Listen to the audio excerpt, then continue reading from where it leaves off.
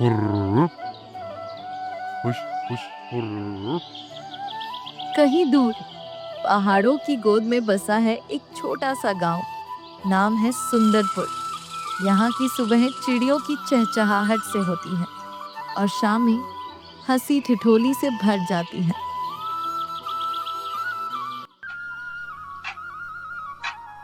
गांव के बीचों बीच एक छोटा सा घर था जिसमें रामू काका रहते थे। वे बेहद मेहनती और दयालु व्यक्ति थे। आजी, सुन रही हो ना? मैं अभी गाय को घास देकर आता हूँ। तब तक तुम थाली में खाना परोस देना। बाद में मुझे काम से बाहर जाना है। इतना बोलकर वो बाहर चले गए। रामू काका के पास एक गाय थी। वह जितनी सुंदर थी उतनी ही समझदार भी। भोली, निडर और साहसी थी। अजनबी की आहट पर सजग हो जाती। रामू काका उसे सिर्फ गाय नहीं, परिवार का एक अहम हिस्सा मानते थे।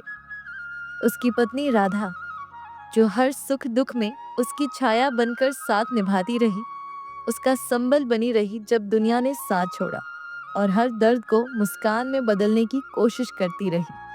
खाना परोसने के बाद वह प्यार भरी आवाज में बोली, आजी, सुन रहे हो ना? खाना लग गया है। बाहर बाल्टी में पानी रखा है। पहले हाथ मुंह धो लीजिए, फिर आ जाइए। उसके शब्दों में अपनापन था और आवाज में वो स्नेह जो हर रिश्ते को गहराई देता है। दोनों एक साथ बैठकर खाना खा रहे थे और हर कौर के साथ जिंदगी की मीठी यादों और प्यार भरी बातों में डूबे जा रहे थे। कभी मुस्कुरा देते, कभी एक दूसरे की आंखों में बीते वक्त की झलक पाते। खाना खाने के बाद रामू ने हाथ धोकर राधा के पास आकर प्यार से कहा, चलो, मैं अब निकलता हूँ। आज खेत में हल जोतना है। हमारे पास हल तो है नहीं, तो सोच रहा हूँ सब्जी काका के पास से ले आऊं। तुम अपना ख्याल रखना, ज्यादा धूप में मत निकलना। और हाँ, अगर कुछ जरूरत हो तो पास वाली चाची से कह देना। राधा ने प्यार भरी नजरों से रामू को देखते हुए कहा, अच्छा, जाओ, पर तुम भी अपना ख्याल रखना। और सुनो, दोपहर को समय से खाना खा लेना। ज्यादा काम मत करना। थक जाओ तो जरा आराम भी कर लेना। उसकी आवाज में चिंता थी और आंखों में वो ममता जो हर शब्द में दुआ सी बह रही थी। अच्छा, चलो, मैं चलता हूँ। कहकर वह खेत की ओर निकल पड़ा।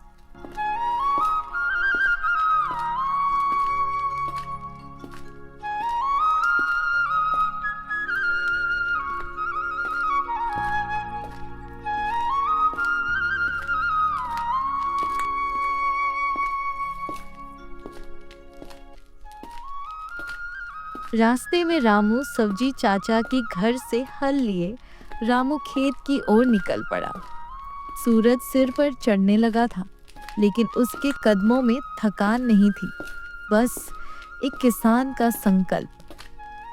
हुर्र, हुश हुश हुर्र। रामू काका दिन भर खेत में मेहनत करते और शाम को अपनी गाय के लिए विशेष चारा लेकर घर लौटते।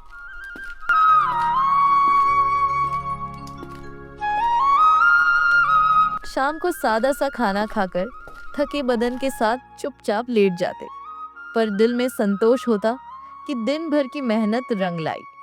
सुबह होते ही वे सबसे पहले अपनी गाय के पास जाते, उसे प्यार से पुकारते और बड़े जतन से उसका दूध निकालते। फिर उस दूध को डेयरी में भरने ले जाते, लेकिन हर बार थोड़ा सा दूध घर के लिए बचा लेते, क्योंकि वो जानते थे कि यही दूध उनके घर की मिठास और सुकून का हिस्सा है। बाद में घर आते और रोज की तरह खाना खाकर खेत पे चले जाते। एक दिन अचानक रामू की प्यारी गाय बीमार पड़ गई। रामू तो सुबह सुबह खेत पर चला गया था, लेकिन घर पर सब कुछ बदल चुका था। वो जो हर रोज अपनी बड़ी बड़ी मासूम आंखों से रामू को जाते वक्त देखती थी, आज चुपचाप कोने में पड़ी थी। क्या हो गया तुम्हें? कल तो कितनी खुश थी, भूख भी लगी थी, पानी भी पिया था। आज ना कुछ खा रही हो, ना ही एक घूंट पानी पिया है। यूं चुपचाप क्यों पड़ी हो मेरी लाडो? कुछ तो बोलो। तुम्हारी ये सांसें इतनी भारी क्यों लग रही हैं? दिल घबरा रहा है। ऐसे मत देखो मुझे, कुछ कहो तो सही। रामू को पता भी नहीं कि उसकी प्यारी गाय कितनी तकलीफ में है। मैं तो तुम्हें यूं टूटते नहीं देख सकती। उठो ना, एक बार उठकर दिखा दो कि तुम ठीक हो, बस एक बार। पर गाय चुपचाप पड़ी रही। उसकी आंखों में एक मौन दर्द था और सांसें धीरे धीरे भारी होती जा रही थी। जब रामू खेत से लौटा और अपनी लाडली को यूं बेहाल देखा तो उसका दिल जैसे बैठ गया। बिना कुछ बोले, दिल में दर्द लिए, रामू अंदर चला गया और जाते ही बोला, सुनती हो भाग्यवान, जरा बाहर आना। राधा आवाज सुनते ही बाहर आती है। भाग्यवान, गाय को क्या हो गया? आज मैं घास नहीं ला सका। क्या इसी बात से नाराज है मुझसे? नहीं जी, ऐसा नहीं है। पता नहीं, आज सुबह से ना ही कुछ खा रही है, नहीं एक भी घूंट पानी पी रही है। बस चुपचाप लेटी है, जैसे जान ही नहीं बची उसमें। मुझे तो डर लग रहा है। लगता है लाडो बीमार हो गई है। क्या बीमार है? तो फिर देर किस बात की? हमें तुरंत डॉक्टर को दिखाना चाहिए। एक पल भी जाया नहीं कर सकते राधा। लाडो यूं चुपचाप पड़ी रही तो मैं खुद को माफ नहीं कर पाऊंगा। मैं अभी जाता हूं और डॉक्टर को लेकर आता हूं। तब तक तुम लाडो का ध्यान रखना, उसे अकेला मत छोड़ना। उसकी सांसें बहुत भारी लग रही हैं। मैं जल्दी लौटता हूं। बोलकर रामू भागते हुए बाहर चला गया और गांव से डॉक्टर को लेकर लौटा।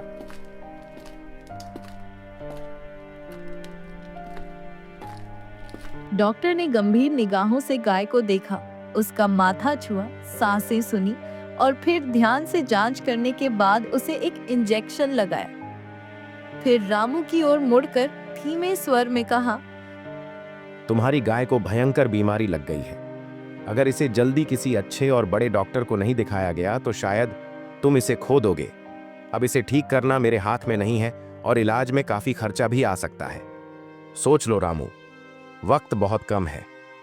मैं अब निकलता हूं, मुझे और भी जगह जाना है। भगवान करे तुम्हारी लाडो बच जाए। इतना बोलकर डॉक्टर वहां से चला जाता है। डॉक्टर के जाते ही रामू बोला, अब क्या करें भाग्यवान? डॉक्टर ने कहा है कि किसी बड़े डॉक्टर को दिखाना होगा, लेकिन हमारे पास इतने पैसे कहाँ हैं? ना जमीन बची है, ना कोई गहना। मुझे तो कुछ भी समझ नहीं आ रहा। दिल डर से कांप रहा है। अब तुम ही कोई रास्ता निकालो। मैं तो बस यही जानती हूँ, लाडो को कुछ हो गया तो ये घर सूना हो जाएगा। रामू और राधा गाय को लेकर बातें कर रहे हैं और सोच रहे हैं कि अब क्या किया जाए। अब मुझे लगता है हमें इस गाय को बेच देना चाहिए। हमारे पास यही एक रास्ता बचा है। न इलाज का खर्च उठा सकते हैं, न वक्त हमारे साथ है। शायद किसी और के पास जाकर ये ठीक हो सके। ठीक है, जैसा आपको ठीक लगे। अगर इससे लाडो की जान बच सकती है तो बेच दो उसे। दिल टूट रहा है पर जान बच जाए, बस यही दुआ है। दोनों ने भारी दिल से नक्की कर लिया कि अब लाडो को बेच देना ही एकमात्र रास्ता है।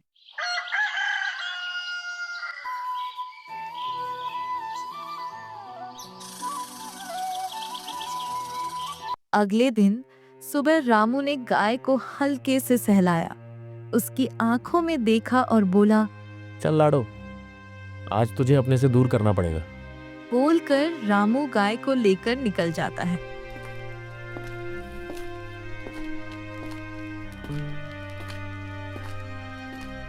थोड़ा सा आगे जाते ही कुछ लोग दिखे जो पेड़ के नीचे बैठे अपनी जिंदगी की बातें कर रहे थे। रामू को लाडो के साथ उदास चेहरे में आता देख उन्हें देखते ही एक आदमी ने चिंता से पूछा, अरे रामू, कहाँ ले जा रहे हो अपनी लाडो को? हमेशा तो इसके साथ हंसते मुस्कुराते दिखते थे। आज ये चुप भी है और तू भी बुझा बुझा सा लग रहा है। सब ठीक तो है ना भाई? कुछ ठीक नहीं है भाई, मेरी लाडो बीमार है और डॉक्टर ने कहा है कि किसी अच्छे डॉक्टर को दिखाना पड़ेगा, लेकिन हमारे पास इतने पैसे नहीं हैं कि हम उसका इलाज करवा सकें। इसलिए दिल पर पत्थर रखकर हमने सोचा है कि इसे बेच दें।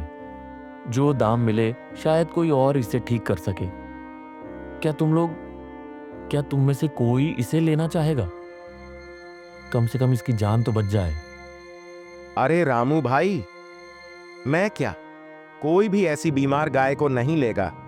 जिसका खुद का जीना मुश्किल हो उसे कोई क्यों खरीदेगा।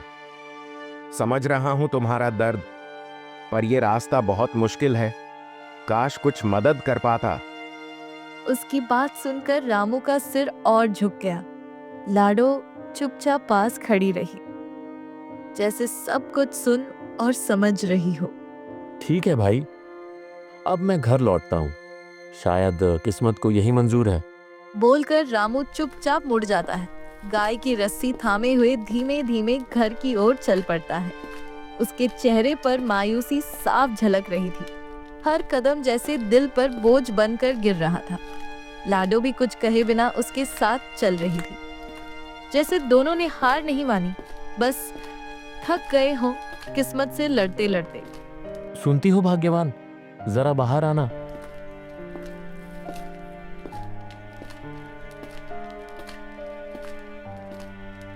तो आखिर आपने हमारी गाय को बेच ही दिया, जिसे हम परिवार जैसा मानते थे। बड़ी याद आएगी उसकी। उसके बिना घर सुना सा लगेगा। बोलो ना, आप कुछ बोल क्यों नहीं रहे? नहीं भाग्यवान, मैं गाय को वापस ले आया हूं। पूरे गांव में कोई भी उसे लेने को तैयार नहीं था। सबने यही कहा, ऐसी बीमार गाय को हम नहीं रख सकते। मुझे तो कुछ भी समझ नहीं आ रहा है कि अब हम क्या करें इस गाय का। अब तो बस एक ही रास्ता नजर आ रहा है, इसे जंगल में छोड़ आते हैं। जंगल? हाँ, मुझे भी यकीन नहीं हो रहा कि मैं ऐसा कह रही हूँ।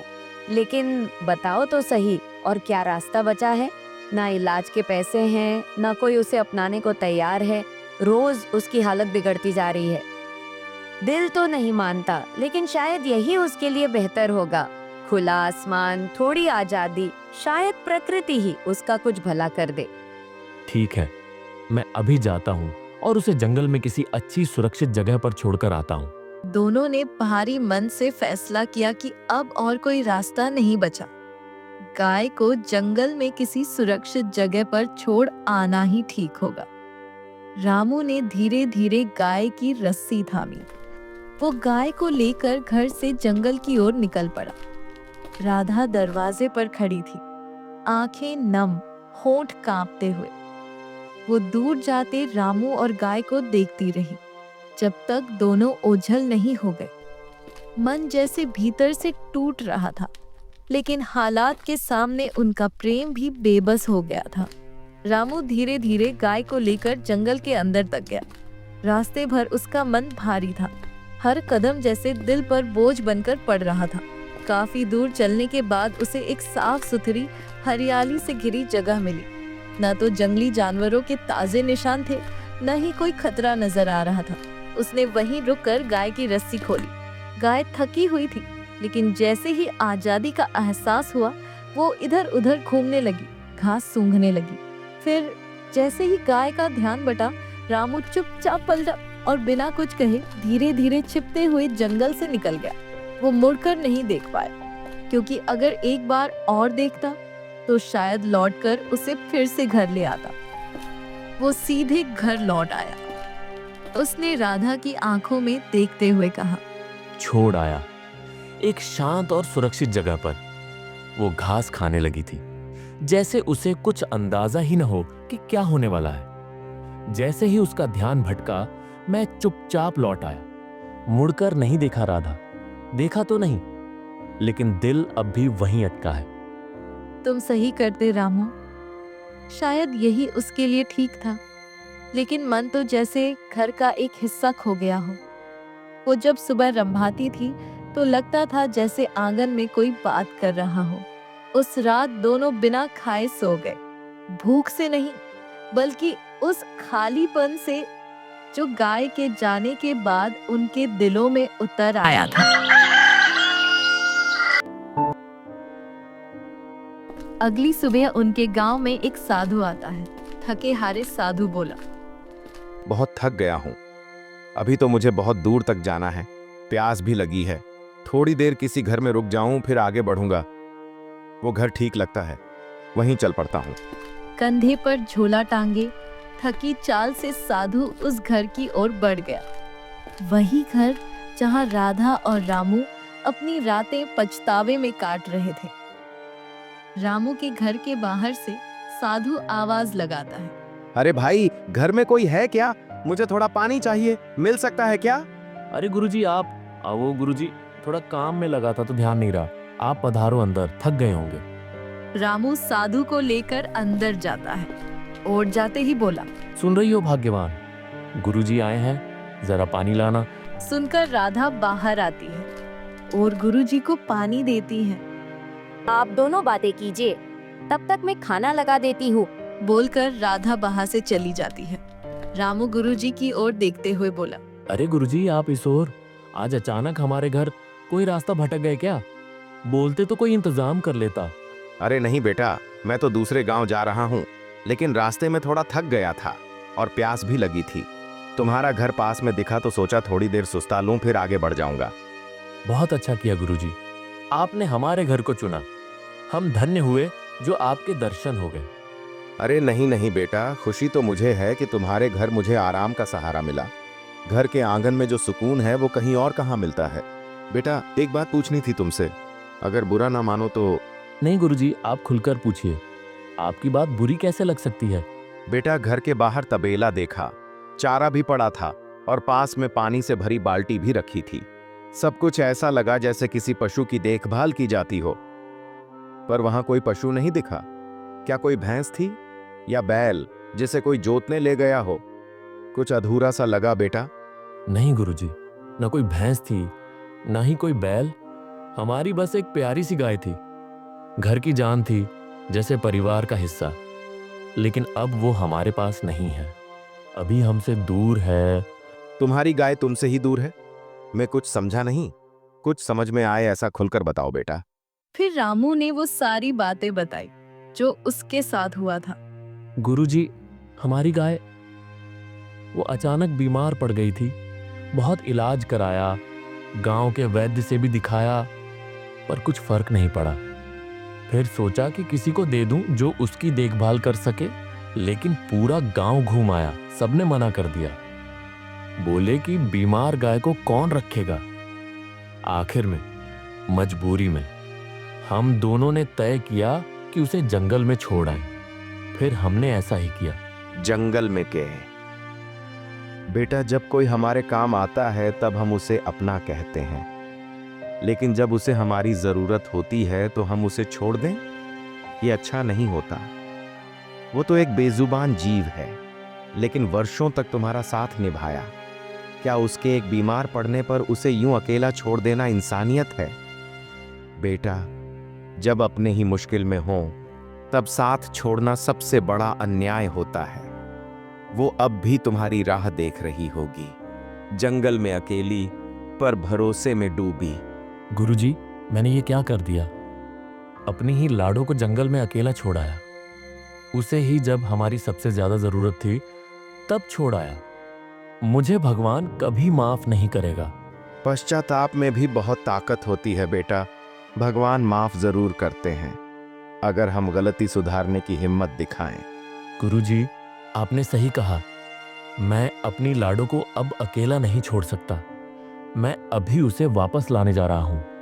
राधा ने साधु को सादगी से भोजन कराया। मैं तुम्हें कुछ जड़ी बूटी और दवाएं देता हूँ, शायद इससे तुम्हारी लाडो को थोड़ा आराम मिले। ये लो। बोलकर साधु अपने थैले में हाथ डालता है और रामू के हाथ में जड़ी बूटी और दवाई देता है। बेटी, खाना बहुत अच्छा और स्वादिष्ट था, पेट के साथ मन भी भर गया। चलो अब चलता हूँ, कभी फिर आऊंगा। अभी तो मुझे बहुत दूर जाना है। ठीक है गुरुजी, कभी वक्त मिले तो जरूर आना। और हाँ, हमारी आंखें खोलने के लिए धन्यवाद। और आशीर्वाद लेकर साधु अपने रास्ते निकल पड़ा। साधु के जाने के बाद रामू ने राधा को सारी बातें बताई। फिर बिना देर के वो भागता हुआ जंगल की ओर निकल पड़ा, वहीं जहां उसने अपनी लाडो को छोड़ा था।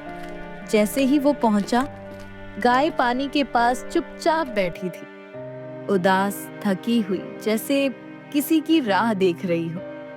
रामू को देखते ही वो खुशी से दौड़ पड़ी और आकर उसके पास स्नेह से देखने लगी। ओ मेरी प्यारी लाडो, कितने दिन हो गए तुम्हें देखे हुए। चलो अब घर चलते हैं। फिर रामू अपनी लाडो को अपने घर ले आया और अपनी पत्नी के साथ अपनी लाडो से माफी मांगते हुए कहा, माफ कर दे लाडो, हमसे बहुत बड़ी गलती हो गई।